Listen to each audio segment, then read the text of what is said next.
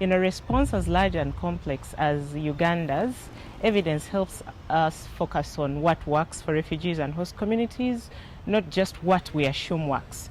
Over the past few years, Uganda's refugee response has become a lot more data-driven, especially now in a time where the resources are declining, but the needs are rising.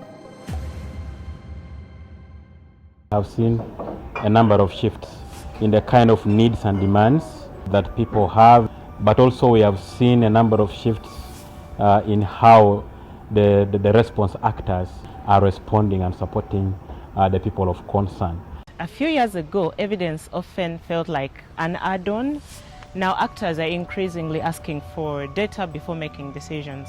We've seen more willingness to adjust programs when evidence shows something isn't working. And with declining humanitarian resources, people are realizing that evidence is essential for prioritization and targeting. Data is in demand.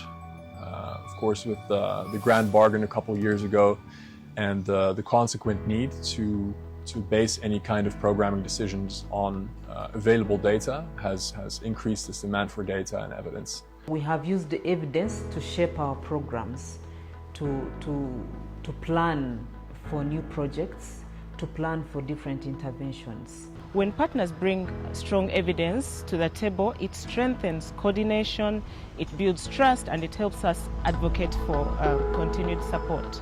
We use the findings of the multi-sector needs assessment to present in our field-level consultations with partners and colleagues and refugees themselves to confirm what they see happening on the ground or to inform us of what the realities are.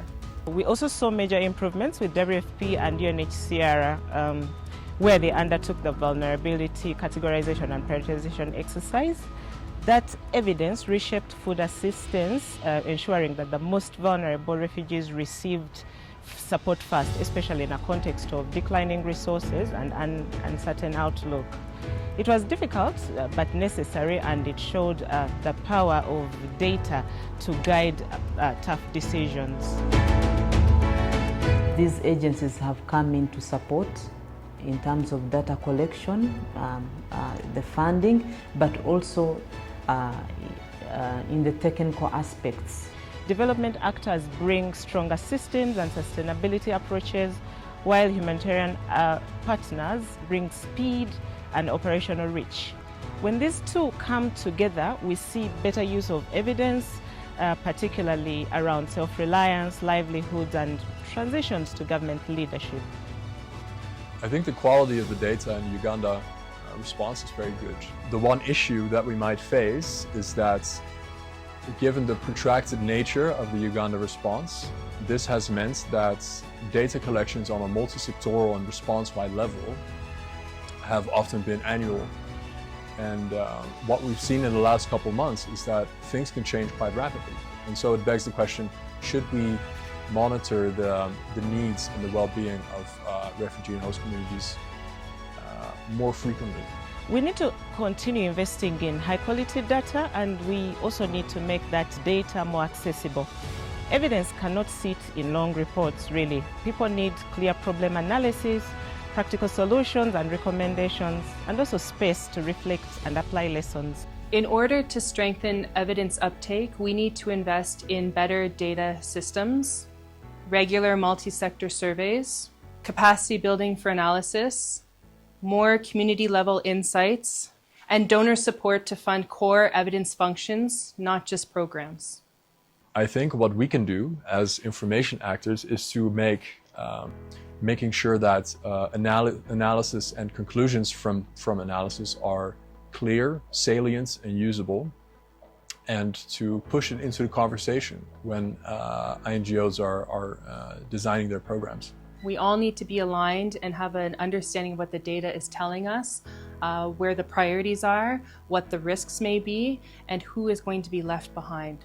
The different sectors need to be well coordinated to share evidence, and making sure that evidence there are portals and systems where evidence is collected and people can access it easily. When the findings are packaged with clear, costed options, it becomes easier for decision makers to act and for the response to continue to adapt to the real-life situation. The past used to be purely concentrated on humanitarian aid, humanitarian assistance. Now we are moving, the shift has been to move to development. We are having humanitarian development and peace nexus, looking at graduating refugees and host communities from humanitarian aid to self-reliance, and we are seeing a future of refugees who are economically empowered, whose household income has increased, and they are self-reliant and resilient. What needs to be phased out are the fragmented short-term activities that don't lead to long-lasting change in a resource-constrained environment. Everything we do must be purposeful and impactful. It's difficult to point at priorities when there's a lack of data and when the reality on the ground changes as quickly as it does.